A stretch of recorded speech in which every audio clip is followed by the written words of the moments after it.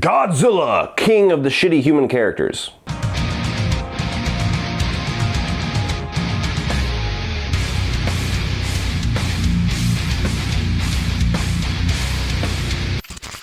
Godzilla, King of the Monsters tells the story of Godzilla rising up to take on other gigantic monsters, fuck shit up for 2 hours, and fail to kill violently some of the most infuriatingly annoying human characters that I have seen this year. Alright guys, so to set the stage for this review, for any of you that are gigantic Godzilla fans or kaiju fans or Mothra fans or any of that, I've never really been a fan of them, so know that going in. I'm not a fanboy, I'm not a hater. I do enjoy like movies like Pacific Rim. When I was a kid, I enjoyed the Godzilla remake, not so much as an adult, but when the movies like this are done well, I really do enjoy them. I had my criticisms of the previous Godzilla film, 2014 I believe, the Gareth Edwards one, where I felt like the movie was shot very well. The first third of it, character-wise, with Bryan Cranston was incredible. Godzilla looked great, the fights were shot great, but it pissed me off with how much it teased the fights, how much it held back, and everything after Bryan Cranston that padded out this movie like Aaron Taylor Johnson and Elizabeth Olsen. All the human stuff was dull as hell.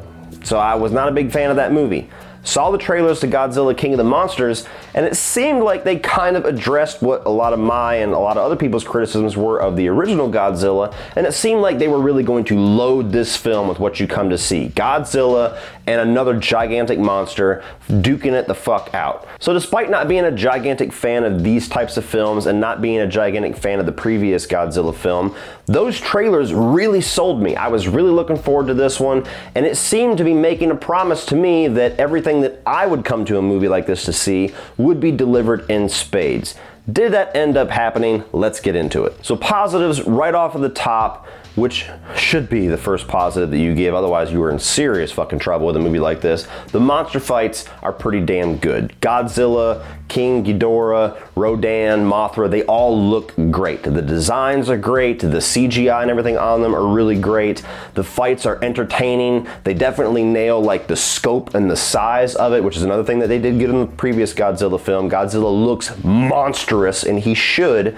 And these are the most entertaining and the most like joy-filled sections of the film for sure. And I think everybody that walks out of this will agree with that. Regardless if you hate the movie or love the movie, the scenes where the Godzilla and King Ghidorah or Rodan or anybody else is fighting, those are the moments when you are really glued to the screen and is the most entertaining section of the film. They're everywhere. Battling for dominance. A rival alpha to Godzilla. Another positive, which was what I was hoping from the trailers, there is more fighting. Godzilla has much more focus in this. They don't do the dick teasing bullshit they did with Gareth Edwards, where every time someone's about to fight, they close a door, or they show it from a newscast perspective in the background on a TV, or they turn the camera away and focus on the humans. Like, no, this movie knows you are here to see the fights, and they did not make the same mistake again at teasing everything until the last 10 minutes of the film. There's fights throughout. There's a fight in the first act, a fight in the second act, and the big fight in the third act with a lot of different titans or kaijus, whatever you want to call them. But unfortunately, for me, everything outside of the monster fights was a disappointment yet again, possibly even worse than the previous Godzilla film. The human characters in this movie are terrible. Every single one of them. And the ultimate shame is that they got really good actors and actresses to portray these characters. You got Vera Farmiga, who I love. You get Millie Bobby Brown, who I love. You get Kyle Chandler, who I admittedly have not seen a lot out of, but little things that he pops in here and there, like Wolf of Wall Street, he does really good with. They are all terrible characters that you do not care about, you do not identify with, you do not like, and you are not entertained whatsoever by them, and the movie comes to a screeching fucking halt every time they take the focus away from the monsters and put them on the human characters. Which, like I said, there's more of a balance in this film, but unfortunately, The human character focus side of this was more annoying and more of a screeching halt to me than the previous Godzilla films. So I don't even know if I could call it better. The monster fights are more frequent, they're longer, and they're better than the previous film. But on the flip side of that, the human shit was worse. These characters, they just have no life to them whatsoever. You have Vera Farmiga, who is the mother to Millie Bobby Brown and the estranged wife of Kyle Chandler. And the movie opens up, she's researching this device to try to communicate / calm / control the Titans that they know exist.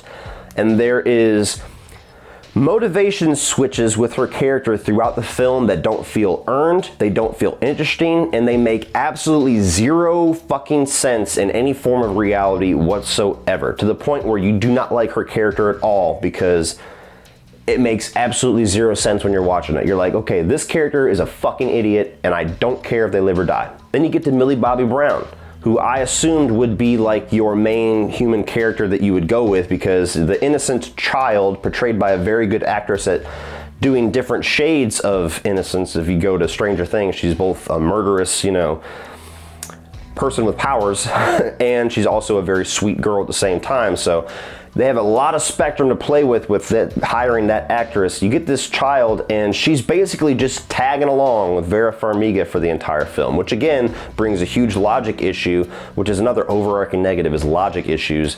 Because Vera Farmiga gets into these situations and she's in this settings and she's with other characters that would never allow a young child to be tagging along with them, and certainly would not allow this child to be walking around unchecked without some kind of a security guard or having her locked in a room or something. And she just gets free reign to go wherever the fuck she wants, touch whatever the hell she wants, do whatever the hell she wants, which again makes zero sense whatsoever. And there's even big plot reliant actions done by Millie Bobby Brown's character within the third act of this film that again you're like, what were you planning exactly? Because that makes zero sense and that would never work out in your favor. And then you get to Kyle Chandler, who barely even feels like mentioning, because he's a big part of the movie as far as focus, screen time wise, but I can't tell you a single thing about this character. He's the most dull, uninteresting, bland, vanilla main character that I have seen in a movie probably in the past 2 or 3 years,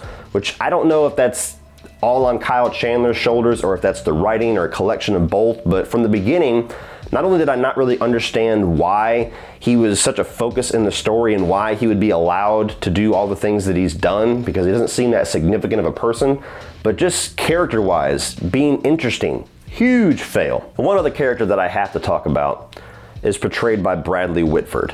Don't recognize that name? Well, he's the douchebag from Billy Madison, and he's the dad in Get Out, and he's one of the suits in The Cabin in the Woods. You know who this guy is. He's comedic gold. He's always put into a movie for a little bit of comedic relief. He's actually a really good actor. You get to see different shades of him in the film like Get Out. Here he is literally reduced to science nerd guy who they have to dialogue with at some point, and he's the comedic relief. And not a single fucking joke lands. There is even a joke that is so facepalm, cringe-inducing horrible, delivered by this character, which I blame on the writing, not the delivery, that I literally almost dropped my grade, an entire grade, an entire letter grade, an entire number, just for that one line. Kyle Chandler is looking out this window to something epic going on, and he goes, "My God," and it immediately quickly cuts to Bradley Whitford and he goes, "Zilla." Fuck you. Get out. Ha! Get the joke? Leave! I'm not gonna lie. When that line happened, I could not help my body from going, oh my God. And when I looked down, at least 2 other people in rows in front of me were doing the exact same thing. Literally, we're from this one line. And ultimately, even beyond the characters, just the story of this movie just makes no sense. The reasons, the motivations for why these Titans are being risen, for why they're being brought together, makes zero sense, and you can't invest yourself in it. Where they're gonna go from here, story-wise, you're like, what the fuck ever. Godzilla's gonna fight Kong, I guess, for some reason, which we already knew was coming, but it's just I have no mental reason to watch these movies other than to see big things punch each other. And if that's the reason you go to these movies, which a lot of people probably would say, hey, I don't care about any of that other shit, I just want to go see the monsters fight, fine. There's a decent amount of that, but I'm telling you, the shitty part of the movie, the human stuff, the story stuff, the logic issues, is like 70% of the film. So the stuff you're going for is good, but is that enough? Really? I think I've reached a conclusion, guys. I just think I'm not a fan of these types of movies. I've yet to see one that really, I'm like, oh my god, I love that. Even a movie like Pacific Rim, which I admittedly enjoy, there's a lot of things in it that's dumb as hell, but this is just not my genre. So again, I kind of warned you in the beginning of the review, but just as a closing statement, I'm just not a kaiju giant monster bashing film fan. I'm not. And this movie did nothing to help that case. Maybe one day there will be a great one. But I have not liked a single movie that I've seen enough to really hold it dear. I've not really liked any of the movies in this modern monsterverse, Godzilla, Kong Skull Island, and now this. Aside from just the visual spectacle and having to do the review, I really don't have any interest in seeing Godzilla versus Kong or whatever the fuck else they have in the works. It's just, these movies to me are like the Transformers films. You go, if you like seeing flashy shit on the screen, you're gonna be entertained by some colors for a while, but everything beneath the surface beyond that,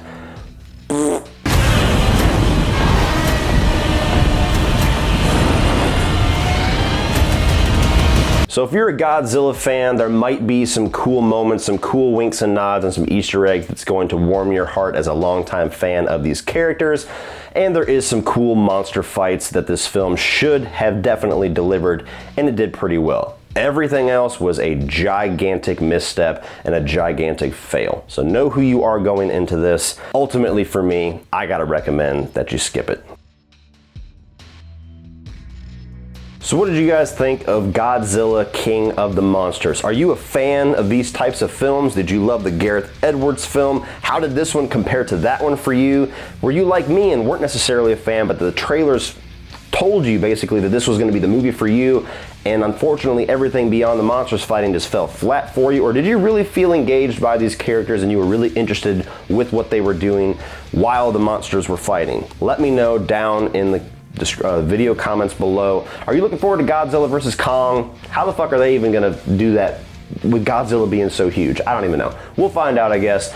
Let me know down below, people, what your thoughts on Godzilla King of the Monsters are. Please, if you want to check down below as well for the video description, you'll find social media links like Facebook, Instagram, Twitter, Spreadshirt for Cody Leach t-shirts and other merchandise, and my Patreon page, which is a great way to give back to this channel, help this channel grow, and get cool exclusive content for your eyes only if you decide to become a patron. So check all that out, guys, and if you want to check out some more of my videos, you can check out a few more by clicking right over here.